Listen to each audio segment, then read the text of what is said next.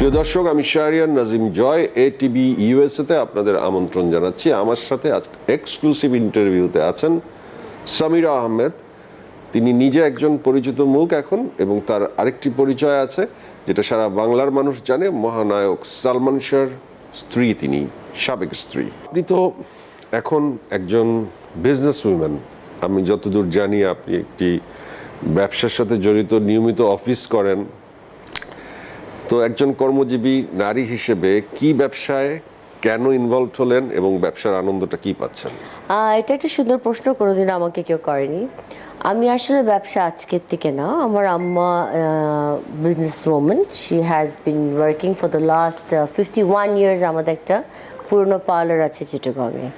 তো সেটা ফার্স্ট বিজনেসটা আমার ছিল পার্লারের। সেটা ছিল আমার এই বাসা যেখানে এসছো, এটা নিচের A1টা আমার এখানে ছিল। সেখানে আমি 14 বছর বিউটি পার্লার আমার ব্যবসা ছিল। So I have been working everyday ever since then. তখন ওটা 2007 থেকে 2014 পর্যন্ত আমি কাজ করেছি। 14 থেকে একটা ব্রেক নিয়ে আবার এই 24 থেকে শুরু করলাম আবার নতুনভাবে। এখন আমি কিছু real estate, I have told you about it, তো এগুলো নিয়ে কাজ করছি এখন আপাতত। আপু, বর্তমান সংসার পরিবারের সদস্য কারা? হাজবেন্ড কে, বাচ্চারা কি, এই বিষয়টা একটু জানতে চাই। আমার হাজবেন্ড হচ্ছে ইশতিয়াক আহমেদ, উনি সাবেক national x cricketer. Owner he also has a very good, উনি ব্যাংকেও ছিলেন for the last 35 years. He is now retired. উনি BCCI দিয়ে শুরু করেছিলেন, তারপর উনি EBL-এ ছিলেন, তারপর NCC দিয়ে উনি রিটায়ারমেন্টে যান। He is a financial consultant and wealth management. এখন he is looking after that department. আর আমার ছেলে মেয়ে 3টা। আমার ছেলে বড় মায়াজ, পড়াশোনা শেষ করে বাইরে থেকে এসছে। মেরিসা আমার মেঝো মেয়ে, সে O লেভেলস দিয়েছে, এখন A লেভেলস দিচ্ছে। আর মাদিয়া O লেভেলসে ভর্তি হয়েছে। বাহ, এখন একজন পরিপূর্ণ নারীর সফল জীবনের দিকে আপনি ধাবিত হচ্ছেন। ছেলেমেয়েরা বড় হয়ে যাচ্ছে এবং আপনিও আপনার জায়গা গুছিয়ে একদম সুন্দরভাবে লাইফ সেট। তো জীবনের এক্সপেরিয়েন্সটা কি আপনার, এক কথায়? আলহামদুলিল্লাহ এখন সেট, কিন্তু আমি তো আসলে সবসময় একটা খুব আনস্টেবল, একটা আনসেট একটা সিচুয়েশনে থাকতে হতো। আই এম শিওর তোমরা জানো ভালো করেই যে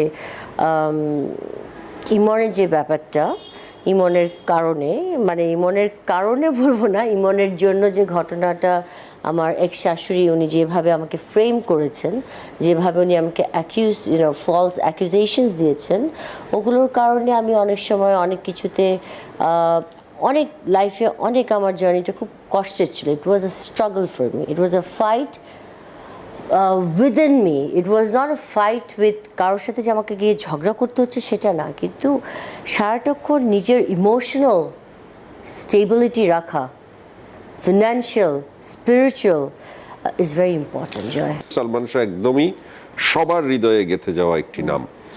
মা কিন্তু সারা জীবন কানলো, ছেলে ছেলে করলো, কিন্তু সামিরা কিন্তু সালমান শাহ মরে যাবার পর বিয়ে করলো, তার সন্তান হলো, নতুন জীবন হলো, আবার পুনরায় যাকে বিয়ে করেছিল তাকে ছেড়ে অন্য জায়গায় সংসার করলো এবং সুখে শান্তিতে জীবন যাপন করলো। তো ভক্তরা তো মার পক্ষেই থাকবে নাকি বউয়ের পক্ষে থাকবে? বউ যদি সালমান শাহর মৃত্যুর পর আর বিয়ে না করতো, সালমান শাহকে ঘিরেই থাকতো, তাহলে তো যুদ্ধটা সমান সমান হতো। এখন তো যুদ্ধটা সমান জায়গায় নাই। সমান জায়গায় নাই দেখেই তো উনি অনেক বেশি প্রাধান্য পাচ্ছেন, কিন্তু আসলে তো উনি সম্পূর্ণ মিথ্যা কথা বলছেন।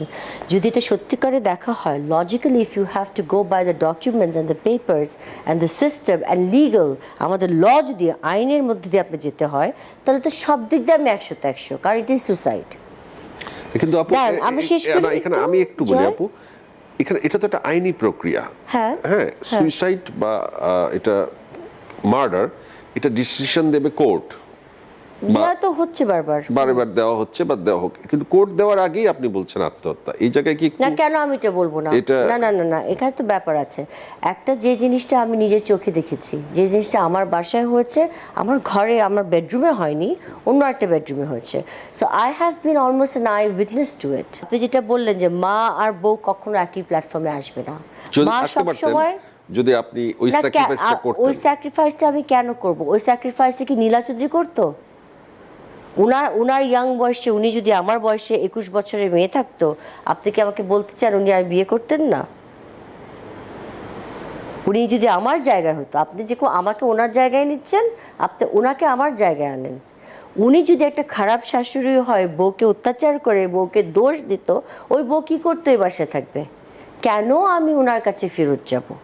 আমি তো সোনা থেকে সরেই যাব, এটাই স্বাভাবিক। Because she is attacking me, she is accusing me, she is hitting me.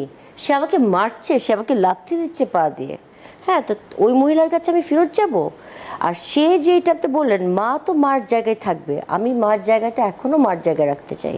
আমি নিজেও একটা মা। হ্যাঁ, তো বাচ্চাদের জায়গা মার জায়গা কোনো ওখানেও জায়গায়, কিন্তু উনি যে কাজটা করছেন, উনি কিন্তু ইমনের জায়গাটাকে ঠিক রাখছেন না, ইমনের জন্য কিছু করছেন না, উনি কিন্তু সালমান শাহ করছেন। আপনি কি বলতে পারবেন অমিতাভ বচ্চনের মার নাম কি? কেন? অমিতাভ বচ্চন কি কম ফেমাস? আপনি বলতে চান? টম ক্রুজের মার নাম কি বলেন না একটু? মেরিলিন মনরোর মার নাম কি? এলভিস প্রেসলির মার নাম কি? মাইকেল জ্যাকসনের মার নাম কি? Why don't you know? Because you know why we don't know? People have not made a business out of this. She has done that. উনি এই জায়গাটা মানুষের আবেগে উনি বারবার হাত দেন। আর আমি নীলা চৌধুরী, আমি নেত্রী, উনার কথাটা আগে আসে, এবং উনার মুখ থেকে যখন সালমান শাহ শব্দটা আসে, আমার কাছে খুব আশ্চর্য লাগে, জানেন? ওনার বাচ্চা তো সালমান শাহ না, ওনার বাচ্চা কিন্তু ইমন। আচ্ছা আপু, একটা প্রশ্ন খুব স্বাভাবিকভাবে আমার মনে এলো, যে একটি নতুন সংসার, আপনার ছেলে মেয়ে, হাজব্যান্ড, এরপর আপনার নতুন জীবন যে ধারায় এগিয়েছে, এই যে আপনার সন্তানরা বা আপনার যে হাজব্যান্ড কতটুকু প্রভাবিত হয় আপনার আগের সেই জীবন এবং সেই জীবনের যেই কলঙ্ক বা যেই ধরেন ভার আপনাকে বহন করতে হয়, সব কিছু মিলিয়ে তাদেরকে ফেস করেন কিভাবে? সবচেয়ে সুন্দর জায়গাটা হচ্ছে এখানেই, যেটা আমরা কলঙ্ক হিসাবে চিন্তা করি না। একটা মানুষ যখন এইভাবে চলে যায়, না, কিন্তু আপনার উপর তো কলঙ্ক দেওয়া হয়। হ্যাঁ, এই জন্য আমি আসছি। একটা মানুষ যখন সুসাইড করে, এবং আমার ফ্যামিলি মেম্বার্স তো অবভিয়াসলি জানে যে এটা সুসাইড, এবং আমার বাচ্চারা যখন হয়েছে তাদেরকেও আমি অবশ্যই খুলে বলেছি। তো সব কিছু থেকে ওই সাইড থেকে আমার কখনো I never had to face, বরং ওরাই আমার সাপোর্ট সিস্টেম ছিল। এটা বাচ্চাদের বাবার মুশতাকের কথাই বলেন, বা এখন আমার হাজব্যান্ড ইশতিয়াক আহমেদ, উনি আমাকে 100%, উনিও তো একটা, he is also media man, I am sure you know that. তো উনিও, ওনার কাছ থেকে আমি 100% সাপোর্টটা পাচ্ছি। আর কলঙ্কর কথা যেটা আপনি বলছেন, সেটা শুধুমাত্র নীলা চৌধুরীর তরফ থেকে আসেন, এবং নীলা চৌধুরী এটাতে সক্ষম হয়েছেন বাংলাদেশের মানুষকে ইমোশনালি তাদের আবেগটাকে বিভ্রান্ত করতে। আপু, আপনার এত ভালোবাসা ছিল, আপনারা প্রেম করে বিয়ে করেছেন। হ্যাঁ, একটা মানুষ সুপারস্টার আত্মহত্যা করলো, তো আত্মহত্যা তো একটা কারণে করে নাই, তার মনে অনেক যন্ত্রণা, অনেক কিছুর মিশ্রণ ছিল। যে রাতে 6 সেপ্টেম্বর আত্মহত্যাটা যেই সকালে করলেন, রাতের ঘটনা যদি বলি, তখন তো বাড়িতে আপনি ছিলেন। রাতেটা হয়নি, এটা সকালে হয়েছে, কিন্তু রাতে তো আপনি ছিলেন। হ্যাঁ, ছিলাম। ওই দিন এক্স্যাক্টলি রাতের ঘটনাটা আপনি বলেছেন বিভিন্ন জায়গায়, জি। কিন্তু আমি বলতে চাচ্ছি যে এই বিষয়টি, সেটি হচ্ছে যে আপনারা যারা যারা ওই রাতে কিংবা পরদিন উপস্থিত ছিলেন, প্রত্যেকের ঘাড়েই তো একটা অপবাদ আসে যে আপনারা তো উপস্থিত, আপনাদের সাথে কি ঘটেছিল। এটা তো আসবেই স্বাভাবিকভাবে। দেখেন, আমাদের দেশে প্রথমত বাংলাদেশ এই সাইডে, আমাদের ইন্ডিয়া, বাংলাদেশ, পাকিস্তান, আমাদের প্রথমেই যখন একটা প্রবলেম হয়, প্রথমেই বউকে দোষ দেওয়া হয় বা শাশুড়িকে দোষ দেওয়া হয়।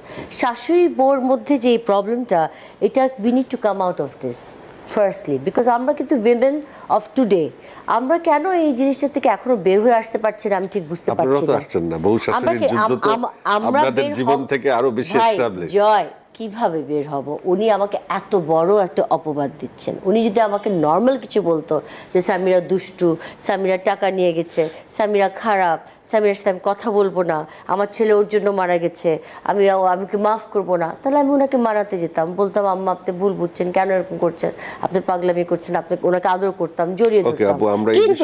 কিন্তু when she is calling me an আসামি, she cannot call me an আসামি until it is proven. সেটা তো অবশ্যই আপনাকে আত্মপক্ষ সমর্থন করতেই হবে। এই যে একজন সুপারস্টারের মৃত্যুতে, আত্মহত্যাতে তার পেছনে নিশ্চয়ই অনেকগুলো ঘটনা থাকে। একটা মানুষ তো অকারণে আত্মহত্যা করে না। সে অনেকগুলো ঘটনা যদি আমরা একটু সংক্ষিপ্ত করে বলি, ধরেন 3জন মানুষকে যদি দোষী করি, 3জন মানুষ কে কে হতে পারে যারা প্রত্যক্ষভাবে দায়ী সালমান শাহর আত্মহত্যার জন্য? আমি তো প্রথমেই বলবো যে ফার্স্ট অফ অল ইমনের বয়সটা তো খুব কম ছিল। আর এই কথাটা কিন্তু ভুল জয়, আমরা যে জিনিসটা ভাবি যে আত্মহত্যা করতে হলে অনেক কারণ লাগে, আত্মহত্যা কিন্তু একটা কারণেও হয়। It doesn't need many reasons, okay. আর ওই সময় যখন 96-এ ছিল, উই ওয়ার নট, আমরা online wifi, we were not, এগুলো বুঝতাম না আমরা তখন, তাই না? তো ওই সময়টা মেন্টাল হেলথ, রিহ্যাবিলিটেশন, এগুলো কিন্তু কোনো কিছু আমাদের জানা ছিল। সাইকিয়াট্রিস্ট ভাবতাম পাগলে যায়, হ্যাঁ, কাউন্সেলিং, ম্যারেজ কাউন্সেলিং, বাবা মার সাথে প্রবলেম হলে মার সাথে ছেলের কাউন্সেলিং, এত আধুনিক চিন্তাধারা ছিল না। না। তো তুমি এই কথাটা বললে কিন্তু ভুল হবে যে একটা দুইটা তিনটা না, আমি তিনটা কেন, আমি 6টা নাম নিতে পারি, আমি 9টা নাম নিতে আপনি পারি। 3টা নাম নেন না আপু? আমি 3টা নাম নিতে গেলে তো এখন এটা খুব ডিরেক্ট হয়ে যাবে না, আমি তো ওরকম করে করতে কাউকে চাই না। 3টা নাম নিলে আমি 3বারই নীলা চৌধুরী বলবো। ওকে, আপনি সালমান শাহর আত্মহত্যার জন্য পরোক্ষভাবে দায়ী 3টি নামই নীলা চৌধুরীর নাম নিলেন। হ্যাঁ, আমি 4 নম্বর নামটা জানতে চাই, কার? না তুমি বলেছো আমাকে 3টাই আপনার 3 বলতে নাম হবে, বলা না আমি শেষ তো। 4 নম্বর বলবো না। এই আমি এই 3 নম্বর ঘটনার পর্যন্তই সাথে, রাখবো, কারণ আমি এই জানি 4 কষ্টের নম্বরটা সাথে, কোথায় যাচ্ছে। এই কষ্টের সাথে সালমান শাহর জীবনের এই কষ্ট, আত্মহত্যা কিংবা তার কষ্ট পাওয়ার সাথে সামিরার কোনো ভূমিকা নাই, এটা ক্লিয়ার আপনার বক্তব্য? আমি একদম ক্লিয়ার। তাহলে আপনি যদি বলেন, আপনার কাছে যখন চট্টগ্রামে সে বেড়াতে যেত, সে কিন্তু সন্ত্রাসীদের হামলায় পড়েছিল। না, এগুলো মিথ্যা কথা। কিন্তু সে এগুলো আপনাদের শোনা কথা। টেলিভিশন নাটকের অভিনয় জয়, যখন এগুলো কলাবাগানে আপনাদের শোনা করতে কথা। যাচ্ছিল, তখনও সে অ্যাট্রাক্ট হয়েছিল সন্ত্রাসীর দ্বারা। আপনি এগুলো সে শোনা কথা। পিস্তল রেখেছিল, সে বডিগার্ড রেখেছিল, পত্রিকায় তাকে নিয়ে নিউজ হয়েছিল, তাকে বিভিন্ন সংস্থা থেকে বাদ দেওয়া হচ্ছিল। এটা সেই সময় আপনি তাকে কি মেন্টাল না, না। সাপোর্ট দিয়েছিলেন? না, এটা ওই মেন্টাল সাপোর্টের সময় হয়নি, এটা আমি যাওয়ার পরে হয়েছে। আমি থাকা অবস্থায় এগুলো কিছু হয়নি।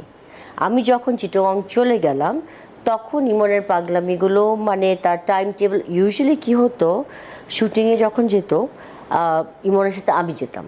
So I was like almost his assistant. তখনকার দিনে তার মানিশ মালহোত্রা ছিল না যে কাপড় নিয়ে আসবে, একজন ধরে থাকবে, 3জন ভ্যানে দাঁড়িয়ে থাকবে, এরকম ছিল না।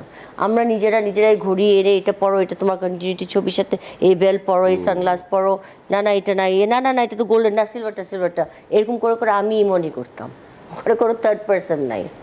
হ্যাঁ, বাসা তো আমরা দুজনই আছি না, কাজে লোকরা হেল্প করতো, বলতাম যা বল, উঠে উপরে থেকে নামিয়ে দাও, এটা এরকম। তো আমরা যখন একসাথে শুটিংয়ে যেতাম, ইট ওয়াজ এ ডিফারেন্ট লাইফ। কিন্তু আমি যখন চলে গেলাম ঢাকায় থেকে চিটাগংয়ে অভিমান করে কোনো একটা কারণে, কারণটা বলবো, তুমি জানতে চাচ্ছ, আমি বুঝতে পারছি, কারণে আসবো। সেই কারণটার জন্য যখন আমি অভিমান করে চিটাগং চলে গেলাম, তখন ইমন শুটিং যাওয়া বন্ধ করে দিল। ও সময় মতো শুটিংয়ে যাচ্ছে না। এখানে শুটিংয়ে খুব ভালো করেই তুমি বুঝো, আমি তোকে বারবার তুমি করে বলছি, তুমি ছোট ভাইয়ের মতো আমার।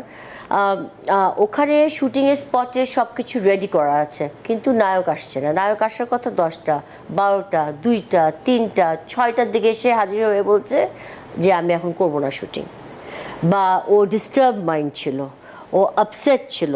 তা আমি তোমাকে একটা প্রশ্ন করি, ওই সময় তো আমি ছিলাম না, আমি না হলে খারাপ, আমি তো বউরা তো তাড়াতাড়ি খারাপ হয়ে যায়। আমাকে তো তুমি অলরেডি বলছো মা বউর মধ্যে অনেক তফাৎ। তাহলে আমার প্রশ্ন হচ্ছে, মার কাজ কি ছিল? মা তো ঢাকায় গ্রিন রোড আর স্কাটারেই তো আমার বাসা ছিল। তো মা কেন এসে ছেলের কাছে থাকলো না, ছেলে কেন মার কাছে গিয়ে থাকলো না? তুমি এটার প্রশ্ন আমাকে দাও উত্তর। তোমাকে আমি প্রশ্ন করলাম, কি সমস্যা ছিল মা ছেলের মধ্যে, যে মা ছেলের কাছে এসে থাকলো না বা ছেলে মার কাছে গেল না? আমি তো চিটো, আমি খারাপ, যে আমি খারাপ। মাকে নিয়ে তার ভেতর ফ্রাস্ট্রেশন ছিল, অবশ্যই আপনি ছিল। আগেও বলেছেন। হ্যাঁ, অবশ্যই ছিল, এবং একটু না, এটা অনেক চরম পর্যায়ে। এটা এমন এক পর্যায়ে, it becomes like a mental, তুমি এটাকে সাপ্রেস করতে করতে করতে, একটা ডিপ্রেশনকে যখন তুমি সাপ্রেস করো না, অনেক দিন যেতে যেতে একটা পর্যায়ে গিয়ে তোমার নার্ভাস ব্রেকডাউন হবে। That's exactly what happened to Emon. আপনার কাছে একটু সংক্ষিপ্ত শুনতে চাই যে কিভাবে একটা মানুষ এত জলদি, এখানে আমরা দেখি যে এত স্ট্রাগল করতে That's what you call করতে। a superstar. That's the birth of a superstar. একটা সুপারস্টার যখন হাইলি ট্যালেন্টেড হয়, অনেক অ্যাক্টার্স হয়, সুপারস্টার কিন্তু খুব কম হয়। যেরকম ফর এক্সাম্পল আমরা যদি বলি যে কিরকম বলবো, আমি তোমাকে বাংলাদেশ নিয়ে আমি উদাহরণ দিতে চাই না, নিজেদের মধ্যে হয়ে যায়। ফর এক্সাম্পল ইন্ডিয়ায় যদি যাই, সুপারস্টার কিন্তু রাজেশ খান্না। হ্যাঁ, দেখো সুপারস্টার রাজেশ খান্না, অমিতাভকে কিন্তু সুপারস্টারের থেকে বেশি ব্রিলিয়েন্ট অ্যাক্টর হিসাবে বলা হয়। শাহরুখ খানকে সুপারস্টার বলা হয়। হ্যাঁ, আবার এক একজনকে এক একটা বলা হয়। বাট আমি যে জিনিসটা তোমাকে বোঝানোর চেষ্টা করছি যে ইমন ওয়াজ আ সুপারস্টার বাই বার্থ। ওর মধ্যে he had that talent, he had that appeal, he had the attraction, and or acting was brilliant, flawless. এবং সেটা খুব দ্রুত পর্দায় ধরা পড়ে গেল। তাড়াতাড়ি এটা ওর যেহেতু দেখতে দেখতে ভালো ছিল, সবকিছু মিলিয়ে খুব দ্রুত তার। আর সুপারস্টার জন্ম কিন্তু তখনই হয় যখন মেয়ে ফ্যান ভক্ত বেশি হয়, মানে ছেলেদের জন্য। আর মেয়েদের জন্য মেয়েরা তখনই সুপারস্টার হয় জয়, যখন ছেলে ভক্ত আপু, বেশি এই হয়। এত অল্প বয়সে তিনি সুপারস্টার, তার চেয়ে অল্প বয়স আপনার, আপনি নিউলি ম্যারিড, জি। আপনারা কাপল, সেই সময় এত মেয়ে ভক্ত, আপনার হিংসাটা কেমন লাগতো? কিচ্ছু লাগতো না আমার খুব বেশি। I was very proud of Imon, because আমার সময়, বিয়ের সময় আমার বাবা মা তো বিয়ে মেনে নেন নাই। তো তখন আমার খুব কষ্ট ছিল যে আমার বাবা মার সাথে আমার একটা 8-10 মাসের কোনো যোগাযোগ ছিল না। তা আমি খুব কষ্ট পেতাম। যখন ইমনের উঠা শুরু করলো, তখন আমার একটু সাহস হলো যে না, আমি তো ভুল চুজ করিনি, আমি তো ঠিক জায়গায় আছি এবং বাবা মার সাথে কথা বলতে পারবো। এখানে কোনো মেয়ে ব্যাপারে তো কোনো প্রশ্নই কোনো উঠে না। কিছু আপনার গর্বের ব্যাপার ছিল? আমার আই ওয়াজ ইভেন ভেরি আপনি প্রাউড অফ যখন ইমন। মৌসুমীর বিকল্প নতুন নায়িকা শাবনূরকে যখন সিলেক্ট করা হলো, আপনার ভূমিকা সেখানে কি ছিল? If you ask me, my favorite couple was Iman and Mousumi. দুজনের মধ্যে গ্ল্যামার ছিল। Both were very glamorous. দেখতে সুন্দর এবং ওদেরকে একসাথে this look very sweet together. ছবির সংখ্যা খুবই কম, 4টা, 4, অনলি। 4। হ্যাঁ, তো 4টা ছবি সংখ্যা। এখানেও একটা নীলা চৌধুরী পার্ট আছে, উনিও গিয়ে ঝগড়া করে ফেললেন মৌসুমীর মার সাথে। সোহান ভাইয়ের কাছে শোনা, ইমনের কাছে শোনা, ইমন তো ডাইরেক্ট আমাকে এসে সব বললো টললো।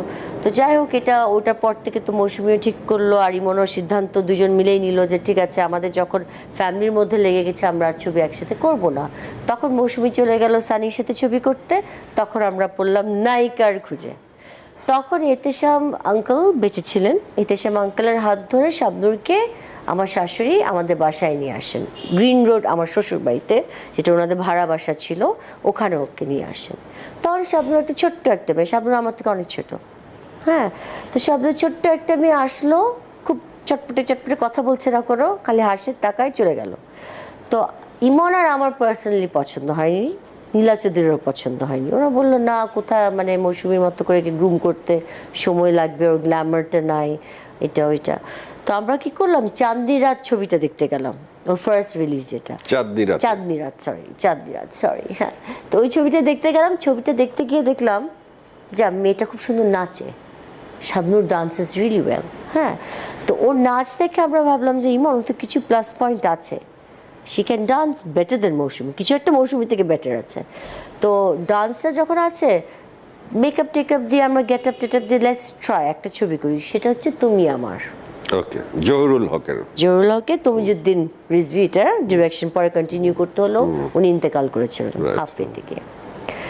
তুমি আমারে গিয়ে তখন আমরা খেয়াল করলাম যে শাবনূরের প্রচুর ট্যালেন্ট, অ্যাক্টিং ট্যালেন্ট। ওই সময় সেটে আপনি থাকতেন সবসময়? হ্যাঁ, আমি ছিলাম, পুরো বান্দরবনেই আমি ছিলাম।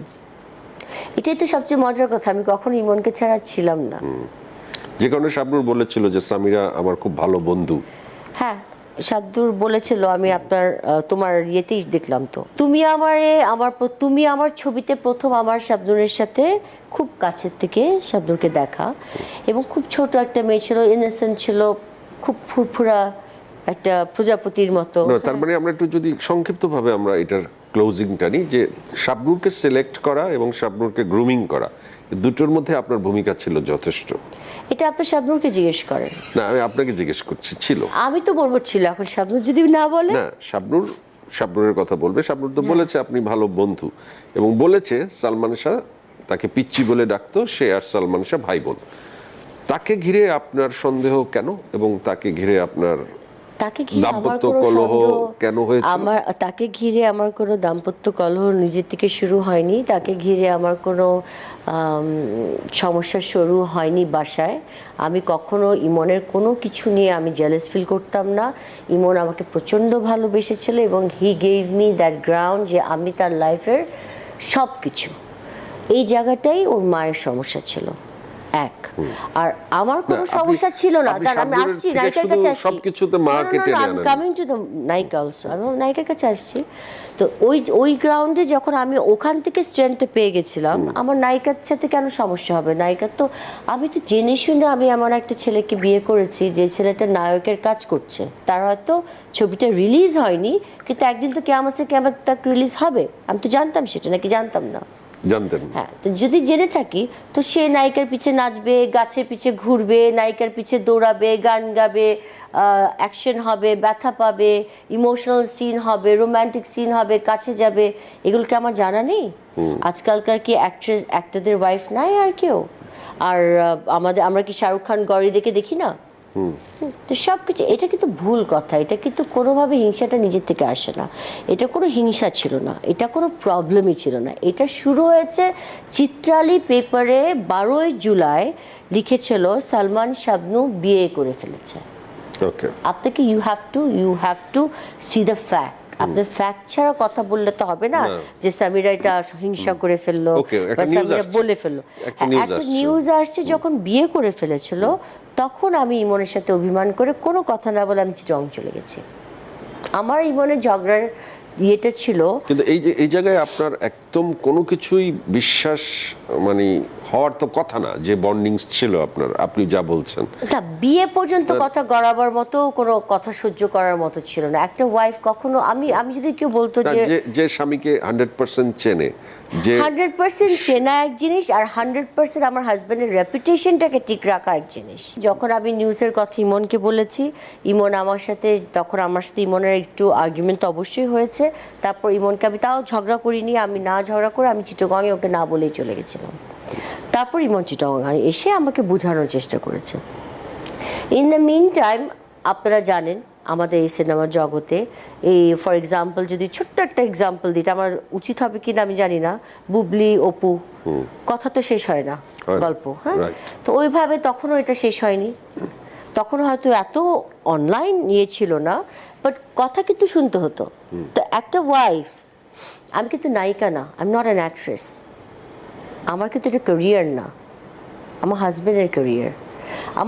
আমার কাজ হচ্ছে আমার হাজবেন্ড সুস্থ থাকবে, আমার হাজবেন্ড সুন্দর থাকবে, আমার হাজবেন্ড মেন্টালি ঘুম থেকে উঠে সুন্দর করে ছবি করে অ্যাক্টিং করে আসতে পারবে, ওর কাপড় চোপড় স্মার্ট লাগবে, ওর ভয়েস, ওর কীভাবে থ্রো করছে ডায়ালগ, ওটা যেন শুনতে ভালো লাগতে হতে পারে, ওর ইংলিশ উচ্চারণ বাংলা উচ্চারণ ওর সুন্দর করে করছে কিনা, আমার কানে লাগছে কিনা, এগুলো was more my type of importance there. But আমার আনফর্চুনেটলি এই যেখানে আমি শাবনূরকে আমার ফ্রেন্ড ভেবেছি, I felt I was double ভাবে ডিসিভড। দুই দিকে দুঃখ পেলাম। নট অনলি ইমন, শাবনূরের কাছে আমার একটা দুঃখ ছিল, মানে অভিমানটা আমার কিন্তু শাবনূরের সাথেই ছিল। ইট ইজ বিকজ আমি তো শাবনূরকে আমার ফ্রেন্ড ভেবেছি। সামিরা আপু, সালমান ভাইয়ের সাথে কি শাবনূরের প্রেম ছিল না ভাই বোনের সম্পর্ক ছিল? ফাইনালি আপনি কি ফাইন্ড আউট করে পেয়েছেন? কোনোটাই ছিল না। কি ছিল তাহলে? কি ছিল তুমি এটাই শুনতে যাচ্ছ অনেকক্ষণ থেকে। কি ছিল এটা শাবনূর ভালো বলতে পারবে, ও তো বেঁচে আছে, ওকে জিজ্ঞেস করো না কেন? ও তো বলেছে ভাই বোনের সম্পর্ক। তাহলে ওটাই মেনে নাও, আর কি করবো? আমি তো আর কিছু বলবো না, কারণ ইমন কিন্তু নাই। ইমনের এগেনস্টে আমি কোনো কথা বলবো না। ইমনের ফরে যতটুকু আমার যা বলার আমি সব বলে যাব। আমি আমার হাজবেন্ডকে নিয়ে, আমার এক্স হাজবেন্ড হতে পারে সে, কিন্তু আমি ওকে নিয়ে এমন কিছু বলবো না যে মানুষটা জীবিত নাই তাকে নিজেকে প্রোটেক্ট করার জন্য।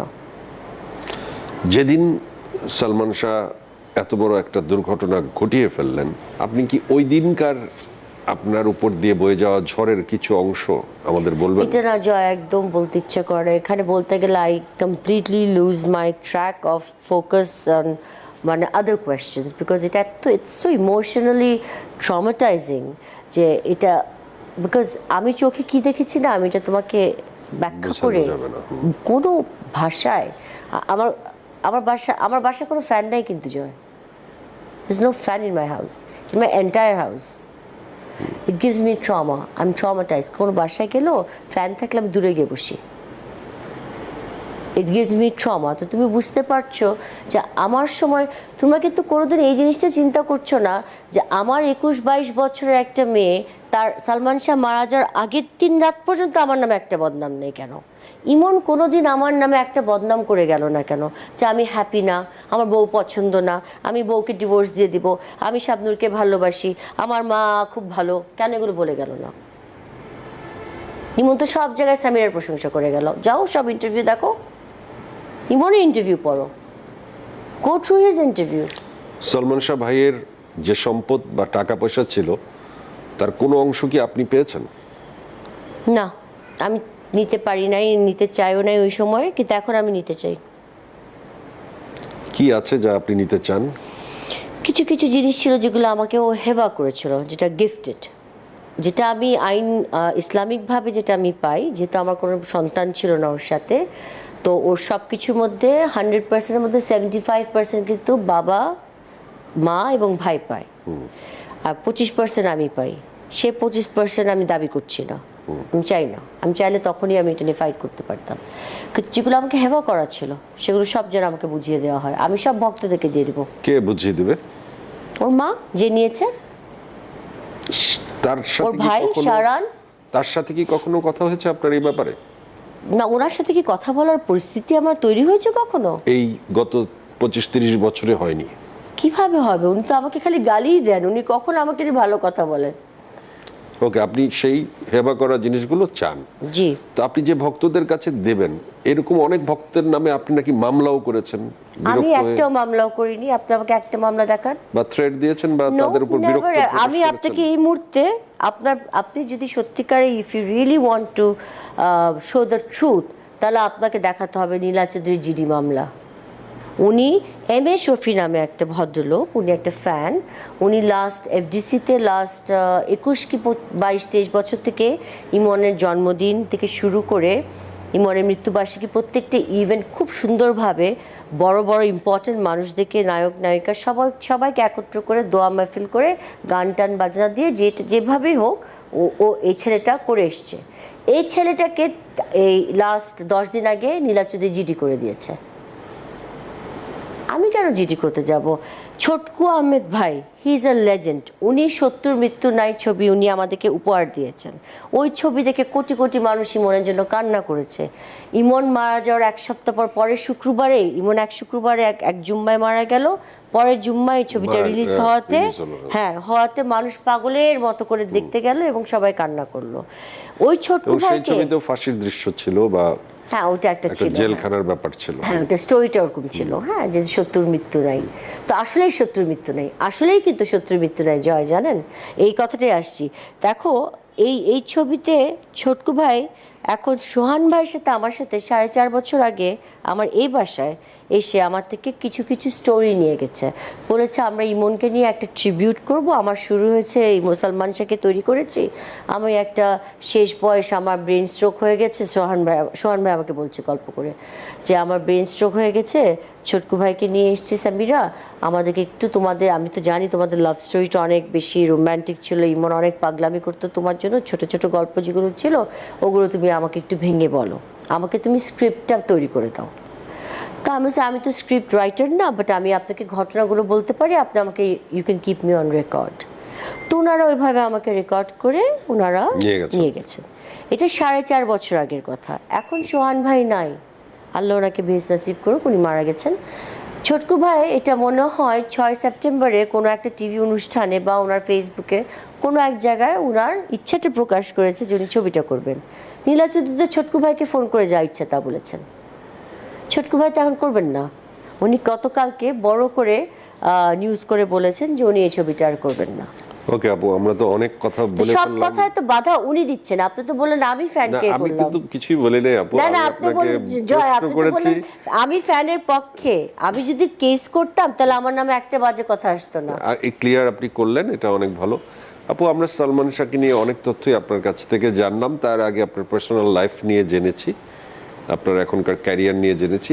একটু অন্যভাবে আপনাকে এবার অডিয়েন্স হিসেবে একটু জানতে চাই যে এত বড় একজন সুপারস্টারের ওয়াইফ হয়ে এত বড় কাজ করে ওনার পাশে থেকে অন্যান্যদের গ্রুমিং করে আপনি ইন্ডাস্ট্রিকে একভাবে দেখেছেন, তারপর তো কত 30-35 বছরে কত ইন্ডাস্ট্রি কত রকম ভাবে 28 এগিয়েছে। বছর 28 বছরে অনেকভাবে এগিয়েছে ইন্ডাস্ট্রি। তা এখন যে নায়ক নায়িকাদের দেখেন, কাকে এরপরে সালমান শাহর পরে কাকে সবচেয়ে বেশি অ্যাট্রাকটিভ, কাকে সবচেয়ে বেশি সুপারস্টার মনে হয় আফটার আমি সালমান ইমন শাহ? মারা যাওয়ার পর আমি কোনো ছবি দেখিনি। বাংলার ছবি দেখেন নাই কোনো? এত নায়ক নায়িকা এলো গেল, না, কারো আমি ছবি ওই যে দেখেন নাই? অনলাইনে সবাইকে চিনি, ওকে বাট আমি কোনো ছবি দেখিনি, আমার কোনো ছবি দেখার ইচ্ছা ছিল না আর ওকে এখনো নাই। যদি কোনোদিন ইচ্ছা করে বলবো সেটা, কিন্তু আমার চোখে পড়ার মতো নায়ক কাউকে ছোটও করতে চাই না, কিন্তু আমার মনে হয় না যে ইমনের মতো নায়কের ওই ক্যালিবারের নায়ক মনে হয় কাউকে তো বলতে শুনি না, যদি শুনতাম তাহলে দেখতাম, আই উড হ্যাভ কম্পেয়ার্ড, তাহলে আমি কম্পেয়ার করতাম যে আর হলে ইমনের থেকে ভালো হলে আমি বলবো, কিন্তু আমি আসলে শুনিনি, তোমরাও তো বলনি, বলো দেখি কাকে দেখতে বলো। সেলিব্রিটিদের লাইফ ডিফারেন্ট, মানুষজনের কৌতূহল সারা জীবন ধরেই থাকে। আমরা আমরা নিজেরাই বড় হয়েছি সেলিব্রিটিদের দেখে, কখনো দেখতাম কখনো ভাবতাম নিজে হব।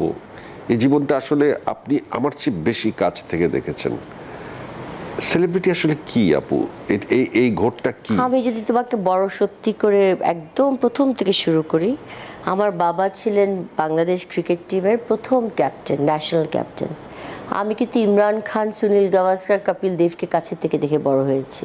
আমি কিন্তু অনেক সেলিব্রিটির মাঝে বড় হয়েছি। আমি কিন্তু জানতাম না আমি যে ছেলেটাকে ভালোবাসি, যে ছেলেটাকে আমি বিয়ে করছি, সেই ছেলেটা সালমান শাহ হবে, এটা কিন্তু আমার জানা ছিল না। কিন্তু আমি জানতাম যে তার মধ্যে একটা ট্যালেন্ট আছে, সামথিং ওয়াজ দেয়ার, বিকজ আমি ওকে পছন্দ তো এমনি এমনি করিনি। আচ্ছা, আপনি কেন কেন করেছেন পছন্দ? আমার পছন্দ করার মেইন কারণ, ফার্স্ট কারণ হচ্ছে দেখতে ভালো ছিল, এটা তো সবারই পছন্দ, ফার্স্ট তো মানুষ দেখে পছন্দ করে। সেকেন্ড যেটা আমার ভালো লেগেছিল, ইমনের পাগলামি, প্রচণ্ড পাগলামি, ইমোশনাল, ওই পাগলামিটাই আপনাকে অ্যাট্রাক্ট করেছে। ওই তো পাগলামিটা মেয়েরা আমার তো কাছে। পাগলামি পছন্দ করে, সেক্ষেত্রে শাবনূরের দোষই বাকি। আমি তো কাউকে দোষ দিলাম না, আমি কি দিলাম শাবনূরের দোষ? আমিও দোষ দিচ্ছি না, আমি কথার কথা বললাম। কারি বা তুমি দোষ? দিয়ে দিলা, আমি তো দিলাম না। আমি তো কাউকে দোষ দিই নাই, তুমি তো আপনিও দেন বললে নাই। দোষ আমি বললাম শব্দটি। যে পাগলামি করে তাকে সবাই পছন্দ করে। হ্যাঁ, মৌসুমী আপাও করছে, শাবনূরও করছে, আপনিও করছেন, যারা নায়িকা ছিল বা যারা পরিচালক ছিল সবাই তাকে ভালোবাসছে পাগলামির জন্যই তো, নাকি? আবার পাগলামির জন্যই মৃত্যু। সবার পাগলামি অন্যজনের কাছে বাইরের একটা জিনিস কিন্তু, এটা এটা তোমার, আমি শিওর জয় তুমি এটা বুঝো, তুমি নিজেও একটা সেলিব্রিটি। হ্যাঁ, তুমি যখন ঘুম থেকে ওঠো এবং তুমি যখন ঘুমাতে যাও, তুমি মোটেও সেলিব্রিটি থাকো না, তুমি কিন্তু তোমার বাসায় তুমিই থাকো।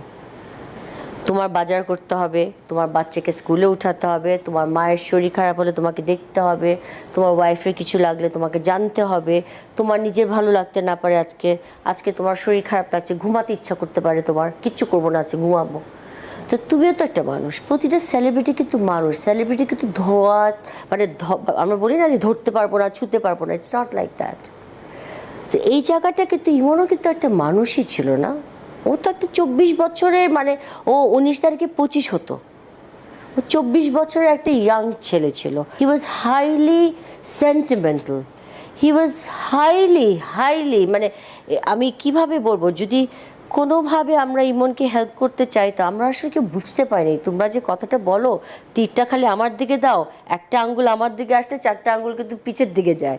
তো ওইখানে তো ওর মারও বোঝা উচিত ছিল যে তার ছেলের একটু প্রবলেম হচ্ছে, বা ছেলের সাথে বসা উচিত মায়ের, বাবারও উচিত ছিল তার অ্যাঙ্গেল থেকে যে আচ্ছা বাবা কী সমস্যা। হ্যাঁ, প্রডিউসারদেরকেও আমি বলবো যে ওনারাও যখন সালমান শাহকে তৈরি করেছেন, কেউ বুঝে ওঠার আগেই সব শেষ। সব কিছু বুঝার আগেই তার অভিমানটা অনেক বড় হয়ে গেল। আমি জানি না, এটা আমার শেষ প্রশ্ন। সালমান শাহ বা ইমন, আমাদের সালমান শাহ আপনার ইমন, যদি কখনো অসম্ভব একটা ব্যাপার, এটা কোনোদিন হবার নয়, এই প্রশ্নের জবাব দিব না আমি। তাকে পেলে কি জিজ্ঞেস করতেন একটা কথা? তাকে পেলে প্রথমে জিজ্ঞেস করতাম তুমি তোমার মার সাথে কথা বলো প্লিজ। আপনি নিজের না কিছুই বলার নাই। নিজের কিছু ও জানে, ওর সাথে আমার অনেক কথা হয়ে গেছে অলরেডি, একা একা তো কথা বলি। মানুষ যখন হাজবেন্ডকে হারায়, একটা ইয়াং মেয়ে যখন তার হাজবেন্ডকে হারায়, আবেগে কান্নাকাটি করলে, জায়নামাজে বসলে আল্লাহর সাথে কথা বলে, এবং যে মারা গেছে তার সাথেই কথা বলে। ওনার কবরে গিয়েছেন কখনো? যখন যান তখন এখানে না যাই প্লিজ জয়, এগুলোতে গেলে না ইমোশনাল হয়ে যাবো। ওকে, আমরা আর ইমোশনাল আপনাকে করতে চাই না, আমরা আপনাকে মুক্তি দিতে চাই। আমার একটু কথা বলার আছে। এটার কোনো শেষ হচ্ছে না কিন্তু। তুমি যদি দেখে থাকো, এই শাশুড়ি বউ, বউ শাশুড়ি করতে করতে মাঝখানে ভক্তরা কনফিউশনে ভুগছে। কিন্তু তোমাদের একটা জিনিস খেয়াল করতে হবে যে নীরজ চৌধুরীর প্রথম থেকে এখন পর্যন্ত কোনো বক্তব্যর মিল নাই।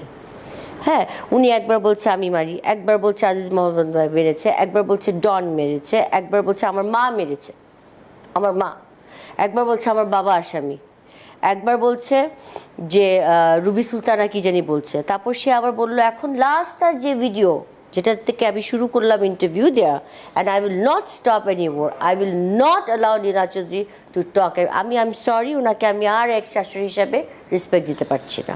আপনি নীরজ চৌধুরী তো থাকবেন। বহুকাল ইন্টারভিউ দেন নাই, ক্যামেরার ফোবিয়া আছে বলে। তা হঠাৎ করে এই ফোবিয়াটা কাটলো কিভাবে আপনার? ফোবিয়া ঠিক না, এটা আমি ইন্টারভিউ দিই নাই because I was under interrogation, I was asked not to give. আপনি যখন ইন্টারোগেশনের আন্ডারে থাকেন, আপনি ডিবি 2 বার, সিআইডি 1 বার, জুডিশিয়াল 15 বছর, পিবিআই 5 বছর, আপনাকে এই 28টা বছর তো আমি এগুলোই করলাম, আমি লাস্ট 25 বছর তো এগুলোই করলাম পিবিআই রিপোর্ট আসা পর্যন্ত। তাহলে আমি কার সাথে কথা বলবো? কে আমার সাথে কথা বলবে? উনি একতরফা গুলি মেরে গেল। উনি একতরফা একদিন বলে তার দিয়ে মারছে, একদিন বলে ইঞ্জেকশন দিয়ে মারছে, একদিন বলে রিজভি আসছে। রিজভিটা কে? হুজ রিজভি? বলেন তো রিজভিটাকে জানেন আপনি? রিজভিটাকে, রিজভিটা একটা ভক্তকে নিয়ে জোর করে নীরজ চৌধুরী গাড়ি করে নিয়ে গিয়ে ক্যান্টনমেন্টে গিয়ে পুরা সব কিছু সাক্ষী আছে, এটা সিআইডির কাছে পুরো রিপোর্ট আছে। I can give you the whole report. যে রিজভি তৈরি সম্পূর্ণ নীরজ চৌধুরী করেছে। উনি ওই মাত্রায় গেল কেন? যে একটা মানুষকে প্রমাণ করাতে হবে। আপনার অনেক ক্ষোভ। আমার ক্ষোভ না, ওনার ক্ষোভ। ওনার প্রতিও আপনার ক্ষোভ, কারণ উনি যথেষ্ট অনেক কিছু আপনার সাথে করেছে বলে আপনি বলছেন। হ্যাঁ হয়েছে। আপনি কি ওনার বিরুদ্ধে কোনো আইনগত ব্যবস্থা নেবেন? অবশ্যই নিব। এতদিন নিয়ে আমার কোনো লয়ার 28 বছর ছিল না। এখন কি আপনি ওনার? আমি লয়ার নিয়োগ করেছি, আমি লাস্ট 1.5 মাস থেকে লয়ারের সাথে কথা বলছি এবং অনেক কিছু করছি। উনি আমাকে অনেক। কিন্তু আপনার কি মনে হয় না যে 28 বছর পর যদি একজন প্রয়াত নায়কের মার বিরুদ্ধে আপনি মামলা করেন, সেটা আপনার সেন্টিমেন্টের, আপনার প্রতি মানুষের সেন্টিমেন্ট নেগেটিভ হবে? নো, মানুষের রাইট আছে জানার। যারা সালমান শাহকে ভালোবাসে, সালমান শাহ যদি আত্মহত্যা করে তাও ভালোবাসবে, এবং আত্মহত্যা না করলে, যেটা ওনারা উল্টা অনেক কিছু বলতে চান, আপনারা এটাকে রহস্যজনক বানিয়ে রাখবেন না। এটা এত রহস্যের কিছু নাই। It is just a case of একদম চোখ বন্ধ করে suicide. So do not make it mysterious. এটাকে স্টোরি টেলার হিসাবে ইউজ করবেন না, যেটা নীরজ চৌধুরী করে থাকেন। এটা আমার অনেক আপত্তি আছে। আপনি বারবার মা দিয়ে ওনাকে সম্মান দিচ্ছেন, আমিও দিচ্ছি, কিন্তু এই মাটা, সব মা কিন্তু এক হয় না। এমনও মা আছে যে 2 বাচ্চাকে মেরে নিজেও মারা যায়। তো নীরজ চৌধুরী কোন ধরনের মা সেটা আমি বলতে পারবো, আপনি বলতে পারবেন না। ওকে আপু, আপনি এখন এত সুন্দরী কিভাবে? এটা আপনার চোখে চশমা লাগবে, আমি আমার চশমাটা আপনাকে দিয়ে দিলাম। Thank you very much. এই অনুষ্ঠানটা আমরা দেখলাম এটিভি ইউএসএ সৌজন্যে। আপনি এটিভি ইউএসএ সৌজন্যে অবশ্যই আমি বলবো, দর্শকদের কিছু বলেন। হ্যাঁ অবশ্যই বলবো। Thank you very much for inviting me. It was a pleasure talking to Joy as usual, and I am sorry if I sounded arrogant at times, but এত অ্যাটাকিং কোয়েশ্চেন্স আসে, সো মাঝে মাঝে আমার রাগটাও বের হয়ে আসে। ইটস অনলি ন্যাচারাল, বাট দোয়া করবেন সবসময়। আর চৌধুরী মোহাম্মদ শাহরিয়ার ইমনের আসল নাম, নট সালমান শাহ। আপনারা ইমনের জন্য দোয়া করবেন, চৌধুরী মোহাম্মদ শাহরিয়ারের নামে দোয়া করবেন সবসময়। Thank you very much. চশমাটা আপনাকে ফেরত দেই। হ্যাঁ, কারণ আমার পাওয়ার আপনার পাওয়ার একই হবে না। Thank you very much. Thank you. ATV USA, বিশ্বজুড়ে বাঙালিয়ানা।